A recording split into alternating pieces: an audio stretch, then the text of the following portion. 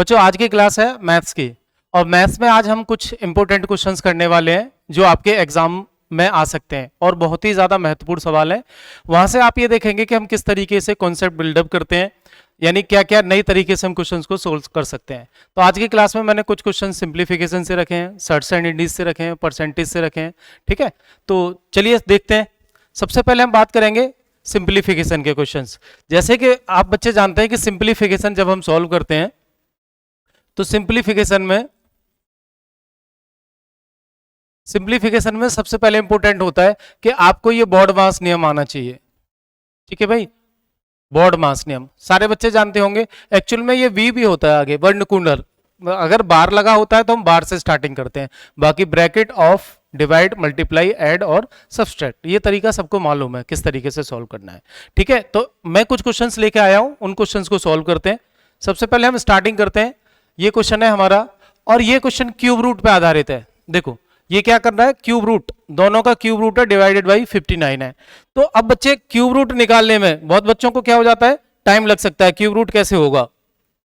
तो हमें इसमें बहुत ज्यादा टाइम नहीं लगाना, एक डायरेक्ट मेथड होता है क्यूब रूट सॉल्व करने का। तो मैं आपको समझाता हूं हम डायरेक्ट मेथड कैसे यूज कर सकते हैं। इधर से हम देखेंगे कि ये मान लो अगर मैं 3 का पेयर बना लेता हूं, इसमें क्यूब रूट में हम क्या करते हैं, हमेशा 3 का पेयर बनाते हैं पीछे से।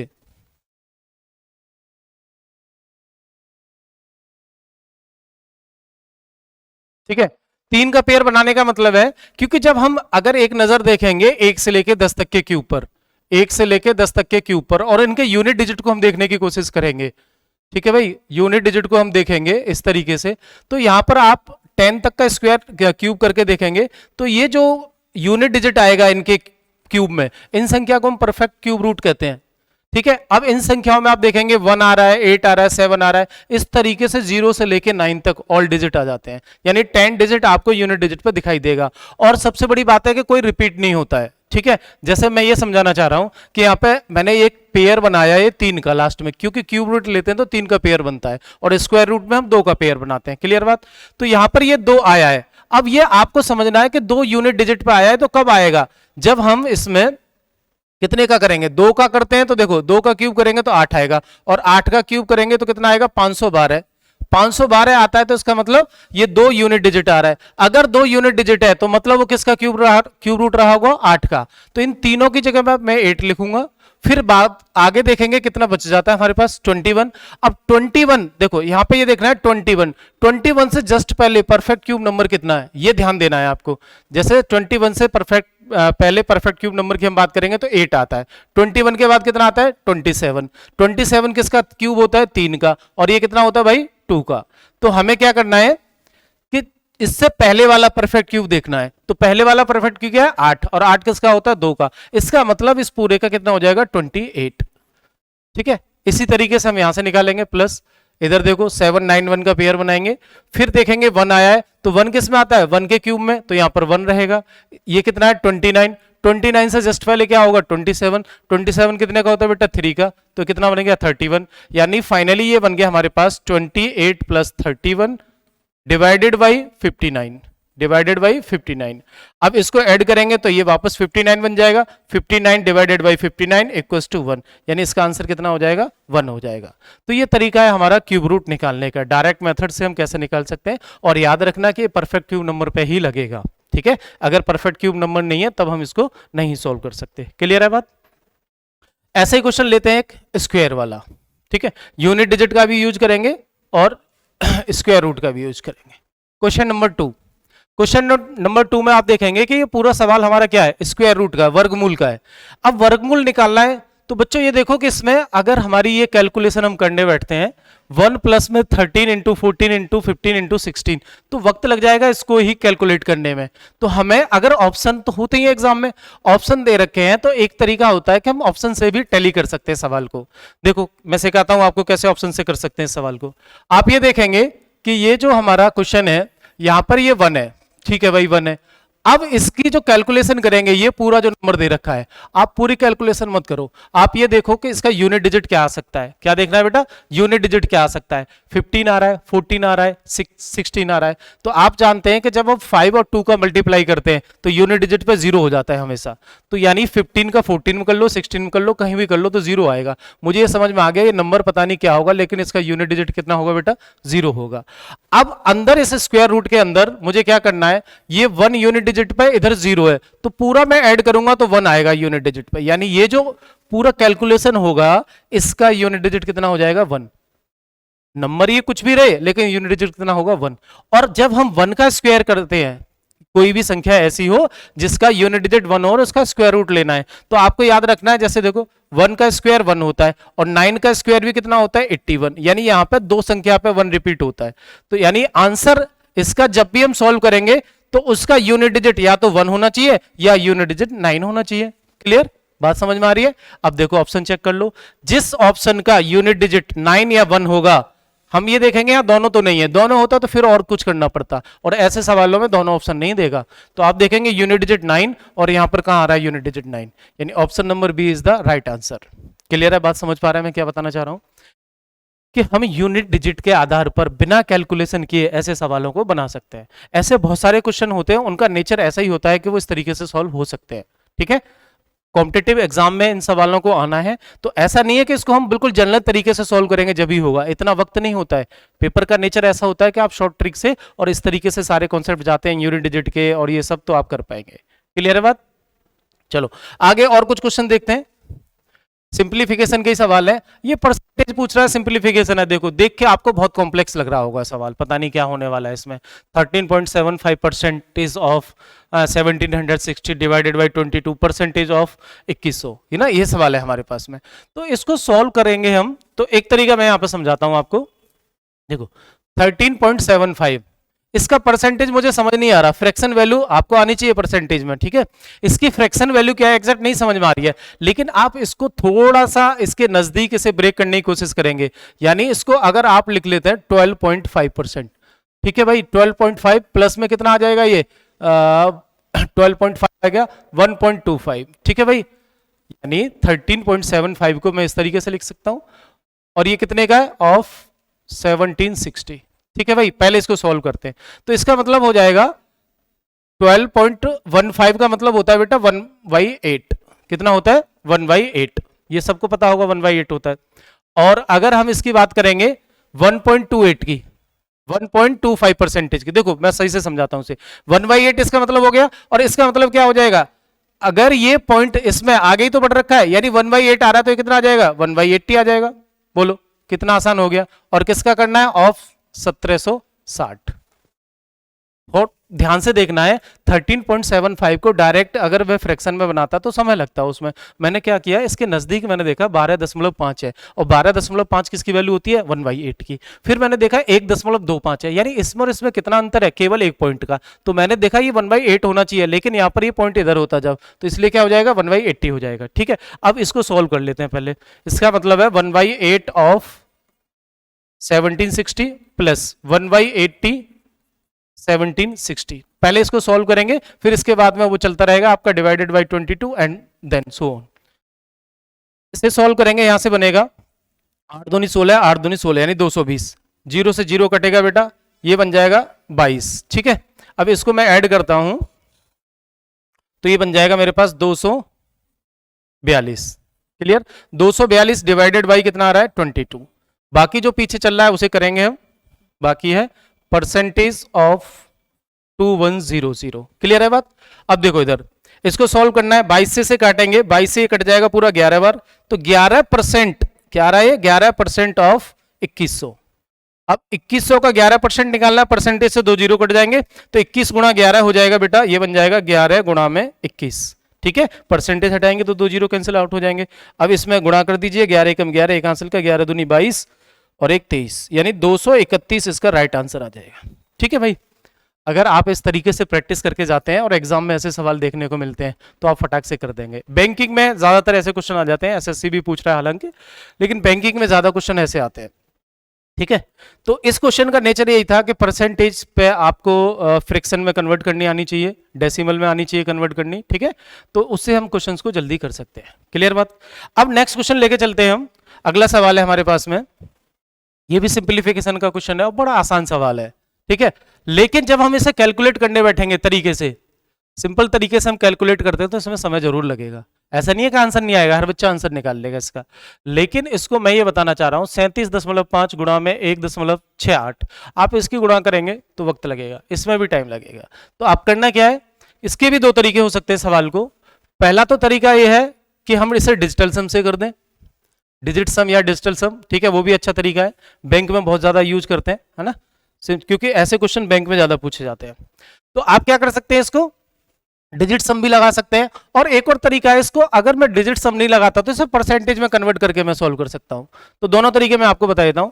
अगर मुझे परसेंटेज में कन्वर्ट करना है तो देखो ध्यान से देखना है, यहां पर मैं क्या करूं, 37, ये है मेरे पास 37.5, इसको मैं लिख सकता हूं 168।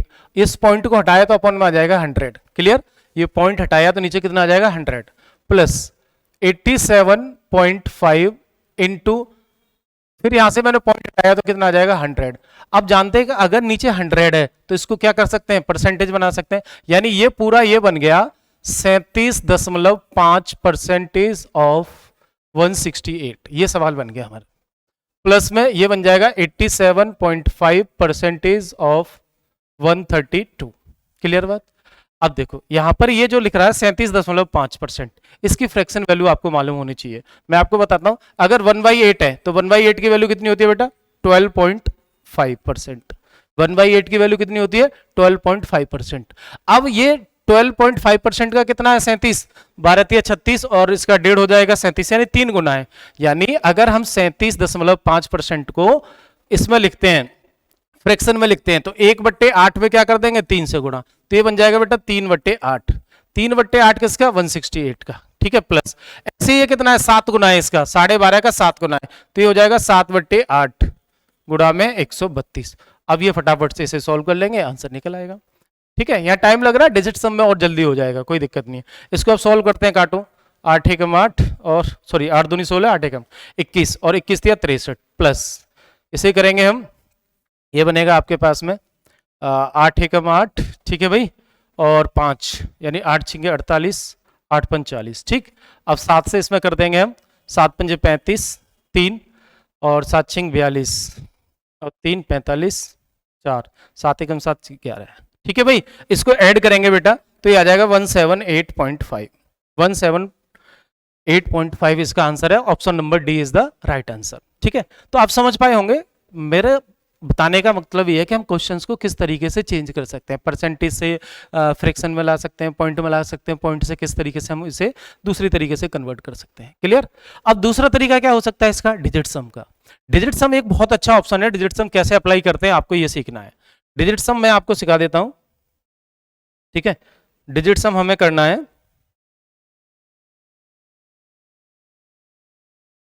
इसी सवाल को मैं डिजिट सम से करता हूं। मान के चलिए मैं इसको इधर लिख देता हूं, इधर देखिए आप, ये क्वेश्चन है मेरे पास 37.5 इंटू 1.68 प्लस में 87.5 इंटू 1.32। ठीक है, डिजिट सम आपको आना चाहिए। कुछ बेसिक चीजें मैं बताता हूं। जब हम डिजिट को ऐड करते हैं, अगर ऐड करते करते 9 आ जाता है तो वो इक्विवेलेंट हो जाता है 0 के। ठीक है भाई, अगर ऐड करते करते 9 आ जाए तो इक्विवेलेंट क्या हो जाता है, 0 के हो जाता है। पहले हम ऑप्शन को देख लेते हैं डिजिट सम करके कि ऑप्शन का डिजिट सम क्या बनना है सभी का, फिर हमारे क्वेश्चन का आंसर कैसे आएगा, बहुत ध्यान से समझेंगे। अब मैं इसको ऐड करता हूं। डिजिट सम का मतलब है कि सारी डिजिट को जोड़ना। आप देखेंगे 1 और 8 9, 9 और 2 कितना हो गया 11, 11 का मतलब 1 + 1 यानी 2 आ जाएगा। अब इसी बात को मैं ये कहता हूं कि 1 और 8 9 बनना तो 0 हो गया, हटा दो से, यानी डिजिट सम कितना बचा, 2 बचा। ऐसे इधर देखेंगे 8 और 1 9, 9 बराबर 0, यानी ये कितना बचा इसका 4। अब यहां से 9 तो 0 होता है, 1 और 4 कितना हो गया 5, इसका डिजिट सम 5 आ रहा है। इसको आप चेक करेंगे, या तो सबको ऐड कर लो या 9 बना के 0 करके उसे बाकी को ऐड कर सकते हैं।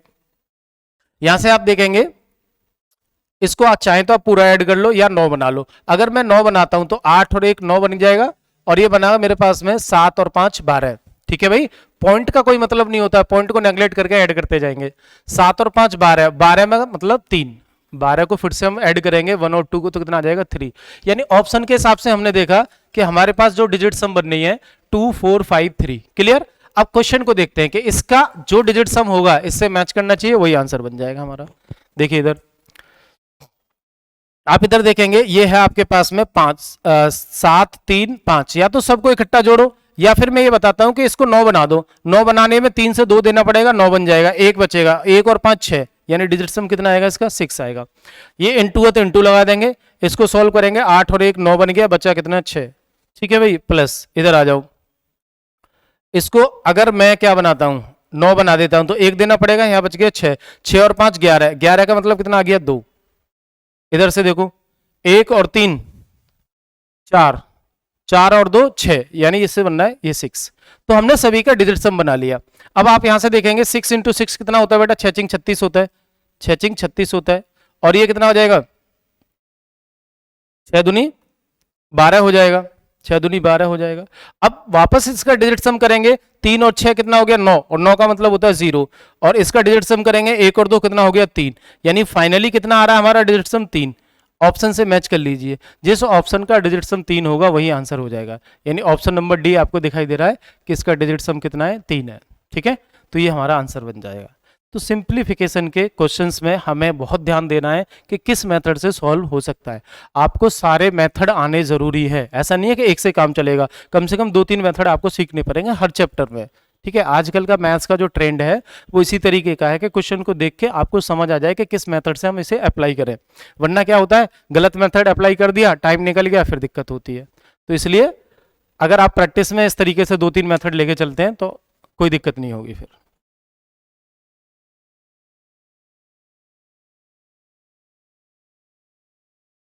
चलिए इसी क्रम में आगे देखते हैं कुछ और सवाल। हम बात करते हैं सर्च इंडीज, घातांक एवं करनी। घातांक एवं करनी, ठीक है, इसके क्या रूल्स होते हैं, किस तरीके से क्वेश्चंस को सॉल्व करते हैं। ठीक है, मैं 2-4 रूल की बात करता हूं, बाकी आप सारे जानते होंगे। जैसे सबसे पहले तो ये होता है कि अगर मैंने लिखा x की पावर a इंटू एक्स की पावर b, यानी मल्टीप्लाई करते हैं, बेस सेम है, तो ये क्या हो जाती है पावर ऐड हो जाती है। क्या हो जाता है बेटा, पावर ऐड हो जाती है।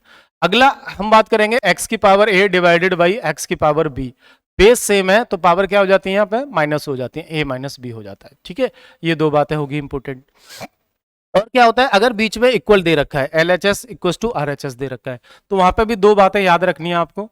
दे रखा है इफ x की power a equal to x की power b, then a equal to b। अगर बेस सेम है, बीच में बराबर लगा रखा है, पावर अलग है, तो इसका मतलब है पावर को सेम होना पड़ेगा, वैल्यू तभी सेटिस्फाई होगी। दूसरा नियम ये होता है इफ x की power a equal to Y की पावर a। इसमें आप देखेंगे बेस अलग है, पावर सेम है, लेकिन ये बीच में इक्वल लगा दिया है, तो ये कब पॉसिबल है, जब ये x का मान y के बराबर होगा, x का मान y के बराबर होगा। ठीक है, और क्या होता है, और 1-2 बातें, अगर x की पावर -1 है तो ये 1 में x हो जाएगा, या हम कहेंगे x बटे में y दे रखा है और ये माइनस लगा रखा है पावर में, तो इसको हम पलट देते हैं, y अपॉन एक्स कर देते हैं, तो ये प्लस बन जाता है। ठीक है भाई, तो ये और भी चीजें हैं इसमें सर्टेनिटीज में, बेसिक सी आइडेंटिटीज हैं, वो आपको मालूम होनी चाहिए, उसके आधार पर हम सवालों को सॉल्व कर सकते हैं। ठीक है, तो अब चलते हैं कुछ क्वेश्चंस देखते हैं इसके। जैसे ये सवाल दे रखा है आपका क्वेश्चन नंबर 1 सर्टेनिटीज का, कहता है कि 10 की power 3x equal to 125, then what is the value of 10 की पावर -4x। ठीक है, देखो पूछा क्या है, 10 इधर दिया है, 125 दिया है, और 10 की पावर -4x पूछा है। तो हम क्या करेंगे, पहले हमने अभी बताया आइडेंटिटी के बारे में, ये देखो 2 आइडेंटिटी, ये बहुत इंपॉर्टेंट आइडेंटिटी, इनका यूज देखो। अगर बीच में इक्वल है तो आपको इन 2 पे ही आना है, दोनों में से कोई ना कोई आपको अप्लाई करनी है। ठीक है, या तो बेस को सेम बनाओ या पावर को सेम बनाओ, काम क्या है आपका, या तो बेस सेम बनाना है या पावर सेम बनानी है। तो आप देखो पावर में x है तो यहाँ तो x ला नहीं सकते, तो क्या कर सकते हैं, बेस को सेम बना सकते हैं। अब बेस को भी सेम कैसे बनाएं, ये लिखा है 10 की पावर 3x, 10 की पावर 3x, हमारे पास केवल हम इसको ये बनाते हैं 5 की पावर 3। अब आप इसमें देखेंगे कंफ्यूजन क्या है सवाल में कि ना तो बेस सेम है ना ही पावर सेम है, 5 बना लिया, इससे ज्यादा कुछ और नहीं कर सकते, अभी भी हमें सेम नहीं दिखाई दे रहा है। तो मैं क्या करूंगा, अगर इसमें से मैं इसे लिख लेता हूं 10 की पावर x की होल पावर 3, लिख सकते हैं ऐसे, क्योंकि रूल ये आपको भी मालूम होना चाहिए कि a की पावर x की पावर y है, तो इसका मतलब होता है a की power x into Y, multiply हो जाता है। मल्टीप्लाई हो जाता है तो वापस इसको ऐसे भी लिख सकते हैं, जब जरूरत पड़ती है तो चीजें वाइस वर्सा होती हैं, इधर से इधर बना सकते हैं, इधर से इधर बना सकते हैं। क्लियर? अब यहां पर हमने क्या किया कि 3 को बाहर निकाल लिया, तो यहां से आप एक बात पर ध्यान देंगे कि पावर हमने क्या कर लिया, सेम, पावर 3 पावर 3। अब रूल क्या कहता है, बेस सेम होना चाहिए, यानी बेस क्या है इसका 10 की पावर x, और इधर कितना है 5, यानी 10 की पावर x की वैल्यू कितनी आ गई 5। लेकिन हमें क्या चाहिए, 10 की पावर -4x चाहिए। भाई 10 की पावर x पूछा होता सवाल में तो आंसर होता 5, लेकिन पूछा क्या है 10 की पावर -4x। तो हम क्या करेंगे, इसमें माइनस बनाना है, इसको पावर को -4 बनाना है। तो मैं क्या करूंगा, इसमें इसे आगे बढ़ाता हूं मैं, 10 की पावर x में मैंने यहाँ -4 से मल्टीप्लाई कर दिया, तो सामने क्या करना पड़ेगा, 5 की पावर -4 हो जाएगा। ठीक है, सेम पावर कर दिया। अब इसको हम अगेन सॉल्व करेंगे तो ये बनेगा, मल्टीप्लाई हो जाएगा माइनस का 4x, और ये हो जाएगा बेटा, अभी मैंने बताया जब माइनस में होता है तो इसे हम क्या लिख देते हैं, अपॉन में। माइनस होता है पावर तो कहाँ चला जाता है, 1 अपॉन में 5 की पावर 4 हो जाएगा। ठीक है, और 1 अपॉन में 5 की पावर 4 को सॉल्व करेंगे तो कितना बन जाएगा, 1/625, और यही इसका सही आंसर होगा। यानी जो हमसे पूछा जा रहा है इसका आंसर क्या बनना, 1/625 is the right answer of this question. Clear बात समझ में आ रही है? हमें ये देखना पड़ता है कि क्या हमसे पूछा जा रहा है, क्या बनाना है हमें। ठीक है, उसके अकॉर्डिंग हमें कैलकुलेशन करनी होगी। क्लियर? उम्मीद कर रहा हूं कि आपको समझ आ रहा होगा अच्छे से। ऐसे और भी बहुत बेहतरीन सवाल है, सर्सेंडीज में काफी अच्छे क्वेश्चन बनते हैं, यहीं से अलजेब्रा बन जाता है, स्क्वायर रूट क्यूब रूट के क्वेश्चन बन जाते हैं, है ना, मल्टीपल टाइम्स स्क्वायर रूट आ जाते हैं, उनको सॉल्व करने की सीरीज आ जाती है। तो बहुत सारे क्वेश्चन हैं इसमें करने के लिए। अभी एक क्लास में तो मैं सारी सब कुछ बातें नहीं बता सकता हूँ, लेकिन धीरे धीरे करके मैं आपको सारी चीजें क्लियर कराऊंगा। चलिए बढ़ते हैं आगे। अब ये क्वेश्चन है, ये एक अलग ही कॉन्सेप्ट पर डिपेंड कर रहा है। देखो यहाँ भी क्या कह रहा है, 2 की पावर x इक्वस टू 3 की पावर y इक्वस टू 6 की power -z, then 1/x plus 1/y plus 1/z की वैल्यू क्या होगी। इस सवाल को सॉल्व करने के मैं डायरेक्ट तरीका भी बताऊंगा और पहले कॉन्सेप्ट बता देता हूं, क्योंकि कॉन्सेप्ट आना आपको जरूरी है। मैंने क्या कर लिया, लेट कर लिया, इन सारी वैल्यू को मैंने x k मान लिया। क्या मान लेता हूं मैं, एक अदर वेरिएबल मान लिया मैंने। जैसे कह रहा है 2 की पावर x, 3 की पावर y और 6 की पावर -, इन सब को इक्विवेलेंट कर लिया k के। मान लो ये k के बराबर है, तो k के बराबर है, इसका मतलब हुआ 2 की power x equals to k, 3 की power y equals to k और 6 की power -z equals to k। Clear बात? अब अगर मैं इसको पावर हटाता हूं तो ये k के ऊपर पावर हो जाएगी 1/x, ये आपको मालूम होना चाहिए। इधर से x हटाऊंगा मैं पावर को तो उधर क्या चला जाएगा, 1/x चला जाएगा, क्योंकि जैसे हम स्क्वायर रूट हटाते हैं, ठीक है, तो क्या करना पड़ता है, स्क्वायर करना पड़ता है, और स्क्वायर लगाया तो उसका स्क्वायर रूट करना पड़ता है। तो यहाँ पे x पावर लगी है तो क्या हो जाएगा, 1/x हो जाएगा। इधर से करेंगे 3 की वैल्यू क्या हो जाएगी, k की पावर 1/y, और इधर से 6 की वैल्यू k की पावर माइनस का 1/z, ये आ जाएगा। अब आपने अभी पढ़ा है कि अगर बेस सेम है और पावर अलग है, मल्टीप्लाई में पावर ऐड हो जाती है, तो आप ये देखेंगे कि हमारे पास जो नंबर दे रखे हैं ये बेस में 2 3 6, 2 3 6, इनमें आपस में कोई रिलेशन बनता है, बिल्कुल। आप ये रिलेशन देखेंगे तो 2 गुणा में 3 बराबर क्या बनना है, 6। हमें ये देख लेना है कि इन तीनों ये जो बेस में नंबर हैं इनका कोई रिलेशन बन सकता है क्या, बिल्कुल बनना है। 2 का मल्टीप्लाई करके तीसरा हम बना पा रहे हैं, तो अब क्या करेंगे, इसमें 2 की वैल्यू कितनी है बेटा, k की पावर 1/x, तो हमने क्या लिख दिया, 2 की पावर में दो की जगह रख दिया k की पावर 1/x, और इधर लिख दिया हमने k की पावर 1/y। ठीक है, 3 की वैल्यू क्या है, k की पावर 1/y इक्वस टू क्या हो जाएगा, k की पावर -1/z। ठीक है, मैं आपको कॉन्सेप्ट सिखा रहा हूं अभी, और जल्दी भी करेंगे इसे। अब आपने यहां देखा कि k इंटू के बेस सेम है तो पावर को ऐड होना है, तो ये हो जाएगा 1/x प्लस में 1/y। ठीक है भाई, राइट साइड में क्या हो जाएगा, k की पावर -1/z। अब कौन सी आइडेंटिटी मिलेगी, बेस सेम है, इक्वल है, तो पावर को इक्वल कर देंगे। यहां से आएगा 1/x plus 1/y equals to minus का 1/z। लेकिन सवाल में क्या पूछा है, सवाल में इधर लाना है इसे, तो इसको इधर लाएंगे, तीनों को एक साइड कर देते हैं, लेफ्ट हैंड साइड में हो जाएगा प्लस का 1/z इक्वस टू 0। ठीक है, तो इसका आंसर बन जाएगा 0। 0 इज द राइट आंसर। इस सवाल में मैंने आपको सिखाने की कोशिश की है कॉन्सेप्ट। कॉन्सेप्ट क्या होता है आपने देख लिया। अगर मान लो कि अब हमें इसकी आदत है, कॉन्सेप्ट हम जानते हैं, तो क्वेश्चन को एग्जाम में जल्दी कैसे सोल्व करना है, आप बस इतना दिमाग लगाएंगे कि कौन सी दो नंबर को तीसरे नंबर में कन्वर्ट कर सकते हैं। तो मैंने देखा 2 गुणा 3 बराबर 6 होता है, 2 गुणा 3 बराबर 6 होता है। तो आपने ये बात नोटिस कर ली, 2 गुणा 3। अब आपको डायरेक्ट करना है कि जो 2 की पावर है, जिनका गुणा करके, जैसे मैंने यहां से देखा ये वाला 2 गुणा 3 बराबर 6 हो रहा है।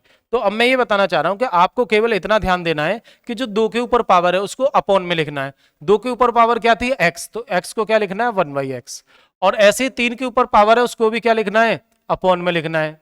और अगर इन दोनों का गुणा हो रहा है तो बीच में क्या लगाना है? प्लस। ठीक है, इक्वल्स टू 6 के ऊपर क्या है? z, तो इसको भी क्या लिखना है? -1/z। अब इसको इधर ला देंगे, 1/x प्लस 1/y प्लस में 1/z इक्वल्स टू 0। यानी हमें बार बार के मान के सॉल्व करने की जरूरत नहीं पड़ेगी। क्लियर हुई बात? ठीक है, इसी पैटर्न पे और सवाल हम सॉल्व करने वाले हैं अभी।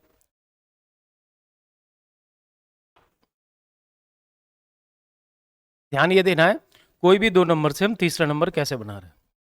चलिए अगला सवाल देखते हैं। यहां पर देखेंगे सेम क्वेश्चन है, if 4 की पावर x इक्वल्स टू 20 की पावर y इक्वल्स टू 5 की power z, then what is the value of y।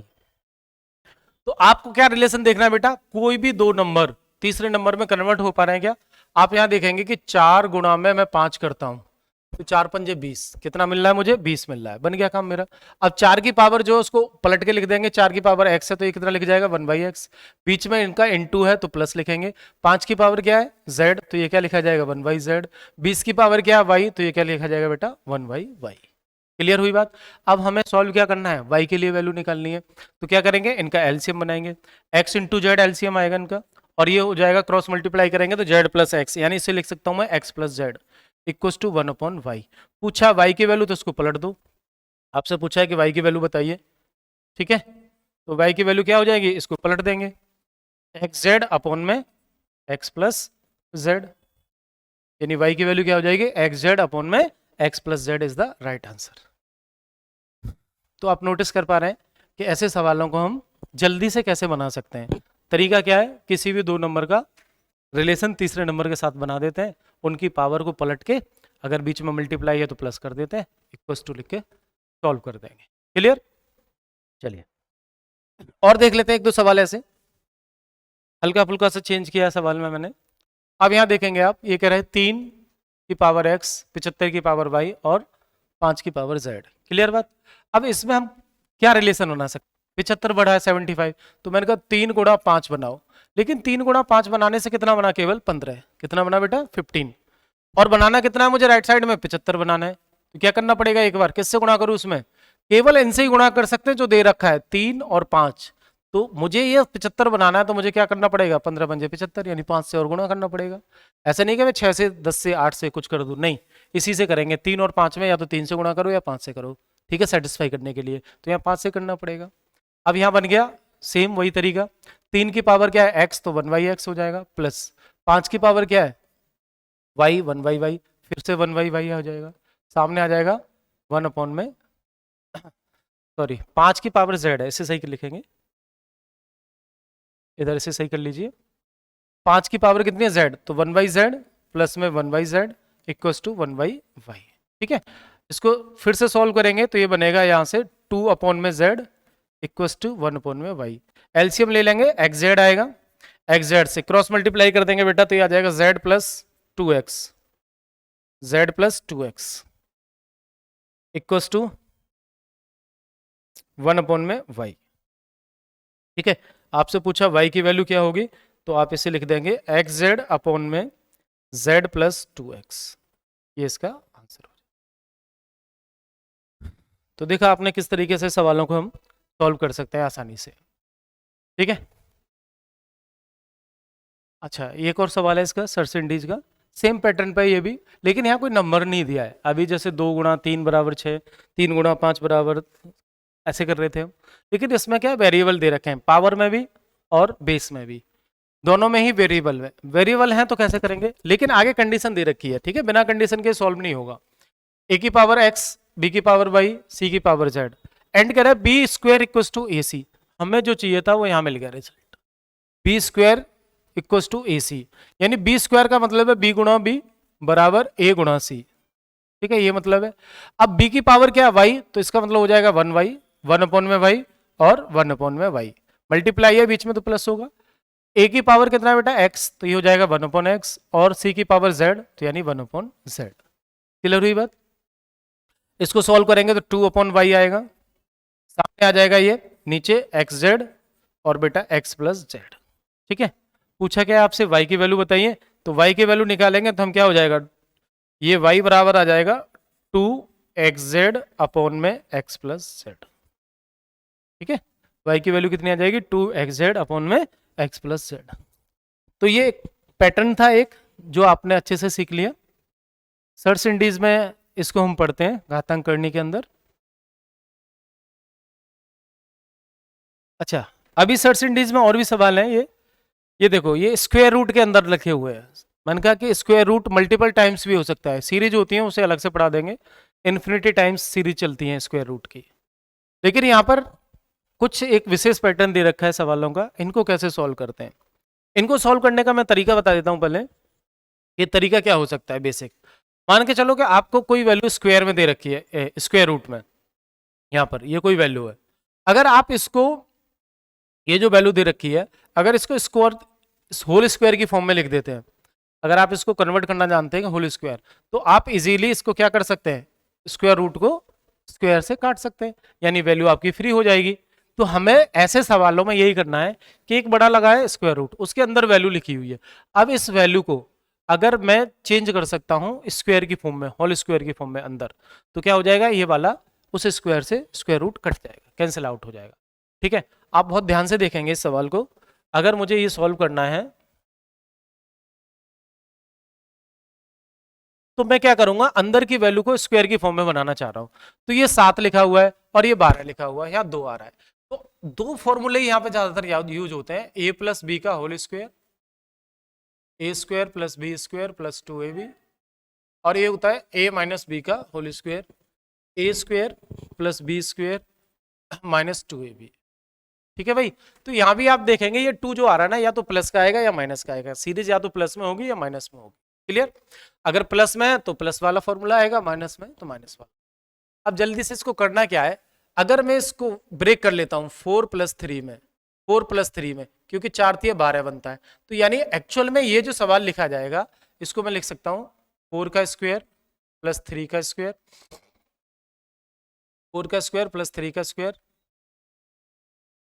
नहीं ये लिखा जाएगा क्योंकि ओरिजिनल वैल्यू चेंज नहीं होनी चाहिए, प्लस 2 स्क्वायर रूट 4 इंटू 3, ठीक है, ये लिखा जाएगा, आप ध्यान से देखेंगे। और इसको जब मैं आगे बढ़ाऊंगा तो ये बनेगा बेटा √4 प्लस में √3 का स्क्वायर होल स्क्वायर, ये बन गया a square plus B square plus 2ab, ठीक है। तो इसको लिख सकता हूं a प्लस बी का होल स्क्वायर, और यहां से ये कट जाएगा, तो क्या बना, फाइनली आंसर मिला हमें √4 प्लस में √3, ठीक है। और √4 या तो 2 प्लस में √3, ये इसका फाइनल आंसर हो जाएगा। आपको हर बार ऐसे नहीं करना है, मैं आपको दूसरा तरीका बताने वाला हूं। मैंने अभी बताया कि कॉन्सेप्ट कहां से निकला है, जो मैं अभी यूज करने वाला हूं। मैंने डायरेक्ट कॉन्सेप्ट आप पहले आपको सिखाया है, फिर मैं ट्रिक के माध्यम से सवाल को सोल्व करूंगा। मैंने कहा कि जब भी इस तरीके का फॉर्मेट दिखाई देगा तो आपको a प्लस बी का होल स्क्वायर और a माइनस बी का होल स्क्वायर बनाना है, ठीक है। चलिए इसे मैं दोबारा बताता हूं, और जो इसका निष्कर्ष है, रिजल्ट है, उस पर हम काम करेंगे। इसका निष्कर्ष रिजल्ट क्या है वो देखेंगे आप। देखो यहां नोट करके हम लिख लेते हैं, एक बात नोट करके ये लिख देते हैं, इफ आपको ऐसे दिखे, इस तरीके का स्ट्रक्चर दिखे, a प्लस में 2√b, ठीक है भाई। अगर आपको दिख रहा है अंडर रूट में a प्लस 2√b, हमेशा ये फॉर्मेट होना चाहिए। तो आप इस वाले रूट को क्या करेंगे, ब्रेक, इसके दो फैक्टर ऐसे करेंगे, दो फैक्टर ऐसे करेंगे, मान लो ये x1 और x2 2 फैक्टर हैं इसके, तो इन दोनों का सम किसके बराबर आए, a के। अगर हम इनसे जोड़ रहे हैं तो क्या आ जाए a, लेकिन इनका मल्टीप्लाई करें तो क्या आ जाए b, तभी ये सेटिस्फाई होगा। फिर से सुन लो क्या बात कह रहा हूं मैं, इस b को हम इस तरीके से दो फैक्टर में ब्रेक करते हैं, दो संख्याओं में ब्रेक करेंगे और वो संख्या क्या होनी चाहिए कि उनका जोड़ a के बराबर हो जाए, और मल्टीप्लाई कर रहे हैं तो b हो, ठीक है। अब देखिए इधर ये 12 के फैक्टर करने हैं मुझे, तो क्या होगा बेटा 4 गुणा में 3, 12 के फैक्टर करने तो क्या होगा 4 इंटू 3। अब ये कंडीशन क्या है, 4 और 3 इनका सम कितना होना चाहिए 7, और है। तो आंसर डायरेक्ट आप लिखेंगे इसका, जो फैक्टर बने हैं वही क्या हो जाते हैं हमारे रूट में आंसर बन जाते हैं। यानी मैंने कहा कि अगर इसको इस तरीके से ब्रेक कर लिया तो इस सवाल का आंसर होगा √x1 प्लस में √x2। अगर यह माइनस होता तो माइनस में आ जाता। यानी ये जनरल रूल बना दिया मैंने, अगर a प्लस या -2√b है तो b को दो भागों में ब्रेक करेंगे, अगर प्लस है तो प्लस का साइन आएगा, माइनस है तो माइनस का आएगा, दोनों पे रूट लग जाएगा, यही आंसर होता है। तो इसका आंसर क्या हो गया बेटा, इसको फर्दर सोल्व किया जा सकता है, 2 + √3 है, इसका आंसर बन जाएगा 2 + √3। क्लियर बात। इसी तरीके से इस सवाल को देखो, आई होप आप समझ गए होंगे मैंने क्या बताया, कहाँ से बना है वो सब आपको समझ आ रहा होगा। इस सवाल को देखो, फिर से वही फॉर्मेट दिखाई दे रहा है a + 2√b वाला, तो इसको मुझे ब्रेक करना है, और मैं इसे ब्रेक कैसे कर सकता हूँ, 1 × 7 या 7 × 1, क्योंकि इन दोनों का सम कितना बनाना है मुझे 8, तो इसका आंसर कितना हो जाएगा बेटा, ये हो जाएगा 1 + √7। ठीक है, आंसर क्या हो जाएगा 1 + √7। ठीक है, चलो आगे देखते हैं एक दो सवाल और ऐसा। अब इस सवाल को देखिए आप, ये थर्ड वाला जो क्वेश्चन है, इसमें आप ये पाएंगे कि यहाँ पर 2 नहीं है, और 2 नहीं है तो वो फॉर्मेट नहीं लगा सकते, क्योंकि फॉर्मूले में होता है 2ab, माइनस हो या प्लस हो, लेकिन क्या होता है 2ab, तो यहाँ 2 की फॉर्म लानी पड़ेगी मुझे। अभी मैंने बताया कि इसका नेचर ऐसा होना चाहिए, इस रूप में दिखना चाहिए, तब इसको हम ब्रेक करते हैं।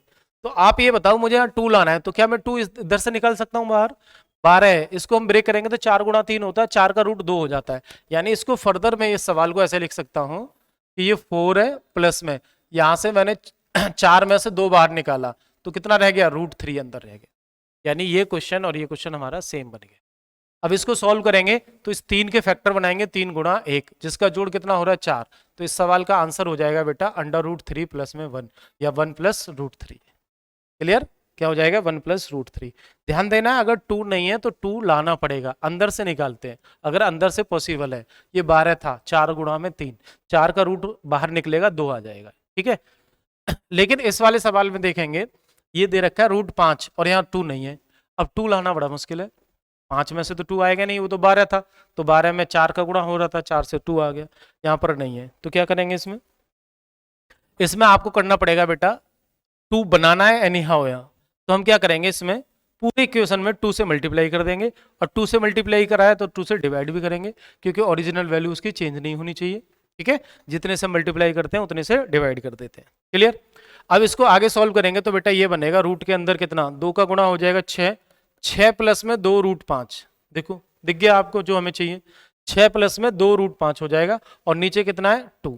ठीक है, नीचे कितना है 2, इसको आप अलग अलग कर लीजिए, ऊपर वाला अलग, 6 प्लस में 2 √5, और नीचे आ जाएगा √2, नीचे कितना आ जाएगा √2। अब इसको सॉल्व कर सकते हैं, इस फॉर्मेट में दिख रहा है, 5 को ब्रेक करेंगे ऐसे, तो 5 × 1 में ब्रेक होगा, 6 बन जाएगा, तो आंसर आएगा ऊपर से रूट या 1 का रूट तो 1 ही होगा, तो 1 + √5, और नीचे कितना आ जाएगा √2। इस सवाल का आंसर बन जाएगा 1 + √5 अपॉन में √2। ठीक है, आई होप आप समझ पाए होंगे अभी तक सर्च इंडीज के किस तरीके से क्वेश्चन हमने सॉल्व किए हैं। ठीक है, अब इसी क्रम में हम बहुत ज्यादा क्वेश्चन तो नहीं करा पाएंगे इस चैप्टर से, अगला चैप्टर लेके चलते हैं, परसेंटेज के 1-2 सवाल देख लेते हैं।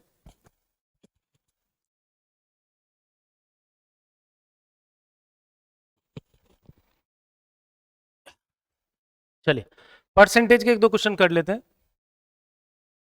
एक्चुअली में मिक्सचर वाले क्वेश्चन है, परसेंटेज दे रखा है, लेकिन इसे हम रेशियो में भी पढ़ लेते हैं, मिक्सचर एलिगेशन में भी पढ़ लेते हैं। ये जो सवाल है आपको अलग अलग चैप्टर में दिखाई दे जाएगा, क्योंकि पूरी मैथमेटिक्स को रिलेटेड है एक दूसरे से। कह रहा सवाल में, in a mixture of 120 litre, 120 litre मिश्रण में, मिश्रण किसका है, दूध पानी सॉरी चीनी और पानी का, 120 लीटर टोटल मिश्रण है, शुगर इज 20%, इसमें शुगर की जो मात्रा है, चीनी की मात्रा 20% है। फिर कहता है some water is added into it, कुछ पानी इसमें ऐड कर दिया गया है, as the result sugar is 15% now, जिसके कारण अब चीनी की मात्रा 15% हो गई है। कैलकुलेट द एडेड वाटर, तो बताइए पानी कितना ऐड किया, पानी कितना ऐड किया। इस सवाल को करने के कई तरीके हो सकते हैं, लेकिन मैं आपको 2 तरीके बताऊंगा यहाँ पर, और दोनों बेस्ट होंगे। ठीक है, एक मैं बताऊंगा रेशियो वाला मेथड, और एक डायरेक्ट हम परसेंटेज को कैसे ऑपरेट करेंगे। टोटल मिक्सचर जो दे रखा है 120 लीटर, यानी अगर हम बात करें कि जो शुगर है और वाटर है, इन दोनों का मिश्रण की क्वांटिटी कितनी है? 120। 120 लीटर मिश्रण में चीनी कितना है? 20% है। क्लियर बात। अब कह रहा है इसमें कुछ पानी ऐड किया गया है जिससे शुगर की मात्रा 15% हो गई है। तो बताओ पानी कितना ऐड किया है? आप ध्यान रखना है ऐसी चीजों में, जब एक क्वांटिटी को ऐड किया जाता है तो दूसरी क्वांटिटी पे कोई फर्क नहीं पड़ता, यानी उसकी परसेंटेज तो कम हो गई है लेकिन उसकी एक्चुअल वैल्यू उतनी है। हम कहें चीनी पहले जितनी किलो थी कि जितने लीटर थी वो आज भी उतनी है, केवल पानी की मात्रा बढ़ी है। पानी की मात्रा बढ़ी है तो यानी टोटल उसका वॉल्यूम बढ़ गया है, मिश्रण बढ़ गया है, इसीलिए वो परसेंटेज कम हो गई है चीनी की। क्लियर है बात? तो यहां पर सेम क्या है? शुगर सेम है। ध्यान रखेंगे इस सवाल में शुगर सेम है। और जो सेम होता है, पहले मैं पहला तरीका समझा रहा हूं। कह रहा है कि 120 लीटर है मेरे पास, क्या है? मिश्रण। 120 लीटर मिश्रण में इनिशियली शुगर कितनी है? 20%। तो मैंने लिख दिया 120 का 20%। कौन की बात हो रही है? शुगर की बात हो रही है। 120 लीटर में शुगर कितनी है? 20% है। मैं वैल्यू नहीं निकाल रहा हूं उसे कैलकुलेट करके, सीधा सीधा मैं ये देख रहा हूं। अब इसमें कुछ पानी ऐड किया गया, 120 लीटर मिश्रण में कुछ पानी ऐड किया गया, मैंने कहा x लीटर पानी ऐड किया गया, जिसके कारण अब चीनी कितनी बची है? 15%। तो यानी अगर 120 लीटर मिश्रण है तो चीनी की मात्रा कितनी है? 20%। और वही अगर 120 प्लस x लीटर क्या है? मिश्रण है, तो चीनी कितना हो जा रहा है? 15%। लेकिन चीनी तो सेम है, इसलिए बीच में क्या लगा देंगे? इक्वल लगा देंगे। ठीक है। अब इसको आप सॉल्व करेंगे। 120 का 20% का मतलब होता है 1/5 बराबर 120 प्लस में x, और 15% का मतलब हो जाएगा बेटा 5 से काटेंगे 3, 3/20। 15% का मतलब कितना हो जाएगा? 3/20।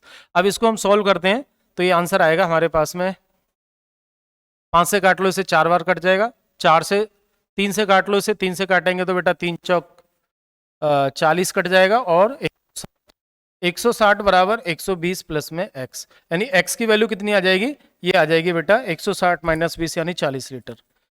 40 लीटर। इसका मतलब आपसे पूछा गया पानी कितना ऐड किया गया है, कैलकुलेट द एडेड वाटर, तो कितना आ गया? 40 लीटर। मिश्रण कितना हो गया? 160 लीटर। एक तरीका है ये सवाल को सॉल्व करने का। ठीक है। हमने क्या बताया कि जो चीज नहीं मिलाई गई उसकी क्वांटिटी सेम है। तो वो देखो कि पहले 120 लीटर था टोटल, उसमें 20% थी चीनी, अब कुछ बढ़ गया है टोटल तो उसमें 15% है, बस इक्वल लगा दिया, सॉल्व हो गया। ठीक। दूसरा तरीका क्या हो सकता है? दूसरा तरीका हो सकता है रेशियो वाला, और वो बेस्ट मेथड है। ठीक है। रेशियो जब लगाएंगे हम, बेस्ट मेथड है। कभी कभी इसमें बच्चे कंफ्यूज हो जाते हैं, लेकिन उसमें देखो थोड़ा सा ध्यान से समझना पड़ेगा। जैसे ये कह रहा है कि टोटल हमारे पास 120 लीटर मिश्रण है, 120 लीटर मिश्रण में शुगर और वाटर की बात हो रही है। शुगर इनिशियली 20% है, 20% है, तो बताओ ये कितना होगा? 80%।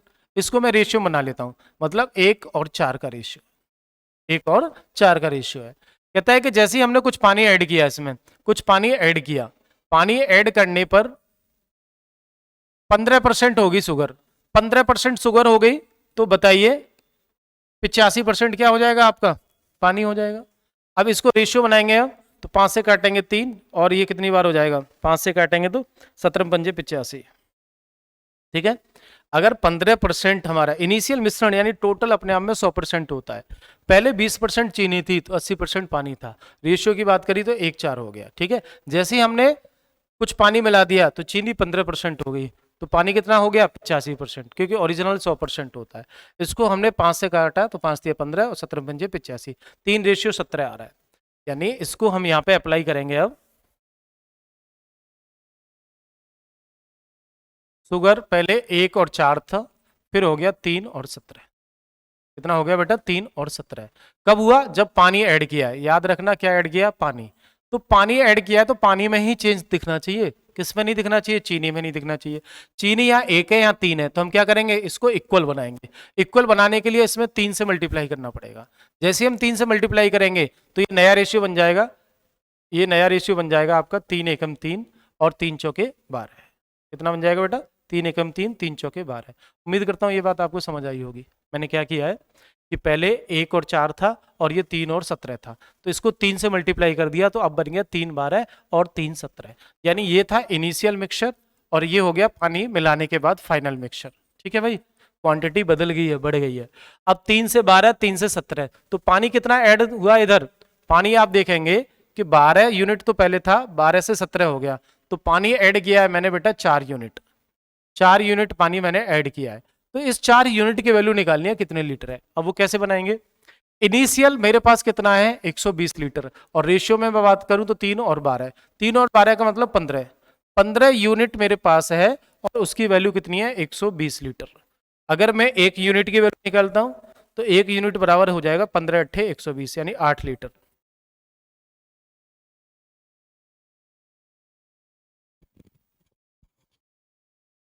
ठीक है भाई, कुछ गलत आ रहा है क्या,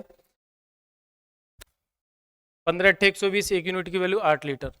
तो ये बता रहा है कि 8 लीटर है, तो यहां से कितना आ रहा है, 4 यूनिट ऐड किया है, नहीं बेटा 12 से 17 यानी 5 यूनिट ऐड किया है, इसे सही करेंगे, यहाँ पे थोड़ा सा गलत कर दिया, 5 यूनिट ऐड किया है, तो 5 यूनिट का मतलब कितना हो जाएगा, एक यूनिट की वैल्यू 8 लीटर है, तो 5 का मतलब हो जाएगा 5 गुणा में 8 यानी 8 पंजे 40, 40 लीटर पानी एडिड किया है।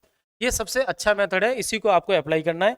देखो इधर से हमने किया था, आंसर हमारा कितना आया है, इस मेथड से भी 40 आया है, और हम रेशियो मेथड से कर रहे हैं तो इससे भी 40 आया है। ठीक है, इसी तरीके का एक सवाल और करते हैं जिससे कि ये कॉन्सेप्ट आपका क्लियर हो जाए। ठीक है, चलिए अगला सवाल देखते हैं हम, फटाफट से करेंगे। रेशियो से बनाना है तो रेशियो से बना दो, पहले मैं रेशियो से सिखा देता हूं सवाल को।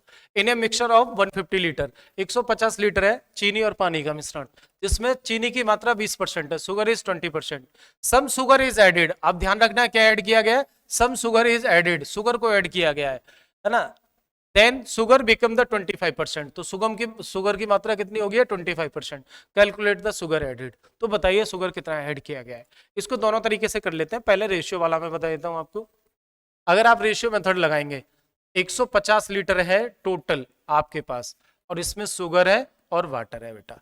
शुगर कितना है 20% है, 20% है तो पानी कितना होना चाहिए 80%, यानी अब मैं रेशियो की बात करूंगा 20 और 80 का मतलब 1 और 4। जैसे ही मैंने शुगर को ऐड किया है, अब इसमें शुगर ऐड हुई है, शुगर को ऐड किया है तो 25% बन गई, यानी 25 का मतलब है पानी कितना हो जाएगा 75%, और रेशियो बनाएंगे तो 25 से कम 25 और 25 दिया 75। ठीक है भाई, एक 4 था और एक 3 बन गया, क्लियर हो रही है बात। अब शुगर की मात्रा बढ़नी चाहिए, शुगर को ऐड किया तो शुगर बढ़ना चाहिए, लेकिन यहाँ क्या बढ़ रहा है पानी। आप देखो शुगर तो 1 यूनिट दिखा रहा है, लेकिन ये 4 और 3 दिखा रहा है, ये गड़बड़ हो गई। तो क्या होना चाहिए, पानी को सेम करना है। अब पानी को सेम करना है, ये 4 है ये 3 है, सेम कैसे होगा, इस 3 का मल्टीप्लाई इधर कर देंगे और 4 का नीचे कर देंगे, तो ये नया रेशियो बन जाएगा, इनिशियल वाला और फाइनल वाला। ठीक है भाई, इसको बनाएंगे तो 3 और 12, ये बन जाएगा आपका 4 और 12। इसका मतलब ये वाटर है और ये शुगर है। वाटर पहले भी 12 यूनिट था, अब भी 12 यूनिट है, और होना भी चाहिए, जो चीज नहीं मिलाई जाती वो फिक्स होती है। अब चीनी 3 से बन गई 4, 1 यूनिट ऐड की गई है, इस 1 यूनिट की वैल्यू क्या है ये समझना है आपको। कैसे कनेक्ट करेंगे, इनिशियल में कितना दिख रहा है आपको 3 और 12 यानी 15, 15 यूनिट किसके बराबर है, स्टार्टिंग का कितना है मिश्रण 150 लीटर, एक यूनिट की वैल्यू कितनी आ जाएगी बेटा, एक यूनिट की वैल्यू आ जाएगी 10 लीटर, और शुगर कितना मिलाया हमने 1 यूनिट यानी 10 लीटर, शुगर कितना ऐड किया इसमें 10 लीटर, ये इसका आंसर आ गया।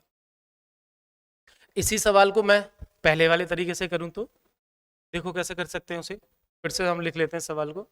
150 हमारे पास क्या है टोटल है, इसमें शुगर दे रखा है 20%, फिर कहता है कि शुगर ऐड कर दिया, कुछ शुगर ऐड कर दिया तो अब हो गया 25%। ठीक, अब आपको याद रखना है कि ये जो वाटर है ये दोनों तरफ सेम रहना चाहिए था, वाटर की क्वांटिटी सेम होनी चाहिए थी।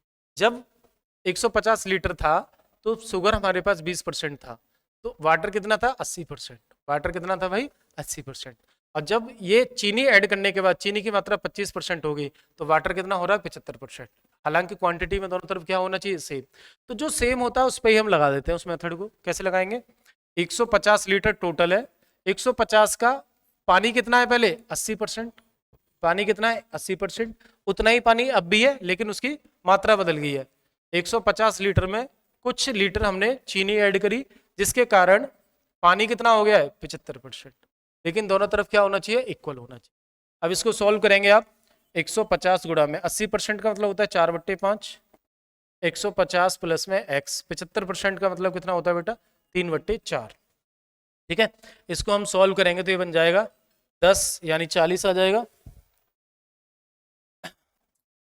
सॉरी 5 से करेंगे, 5 तिया 15, 30 और 3 चौक 12, 120, और ये बन जाएगा आपका कितना 120, ठीक है, सीधा सीधा सॉल्व कर लेते हैं।